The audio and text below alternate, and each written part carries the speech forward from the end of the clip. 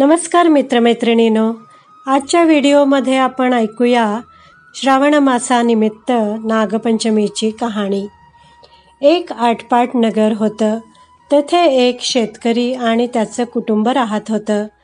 एकदा शेतकरी जमीन नांगरत असताना त्याच्या नांगराचा फाळ नागाच्या बिळात घुसला। त्यामुळे त्या बिळातील नागाची पिल्लं चिरडून मेली। बाहेरून आलेल्या नागिणीला आपली पिल्लं मेल्याचं पाहून खूपच राग आला। त्या रागाच्या भरात तिने त्या शेतकऱ्याला त्याच्या बायको मुलांसह दंश करून मारलं।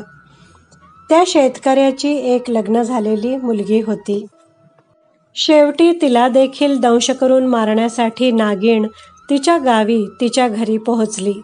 त्यावेळी ती मुलगी पाटावर चंदनगंधाने काढलेल्या नागाच्या चित्राची पूजा करण्यात दंग होती। मनोभावे पूजा करून तिने दूधलायांचा नैवेद्य पूजलेल्या चित्रातील नागाला दाखवला। तिची ती भक्ती पाहून नागिणीचा राग शांत झाला। ती स्वतः ते दूध प्यायली। तिने त्या मुलीवर प्रसन्न होऊन तिच्या आई-वडिलांना आणि भावंडांना पुन्हा जिवंत केलं। मित्रमैत्रिणींनो, नागदेवता त्या मुलीला जशी प्रसन्न झाली तशीच तुम्हा आम्हा होवो। ही साठा उत्तराची कहाणी सुफळ संपूर्ण।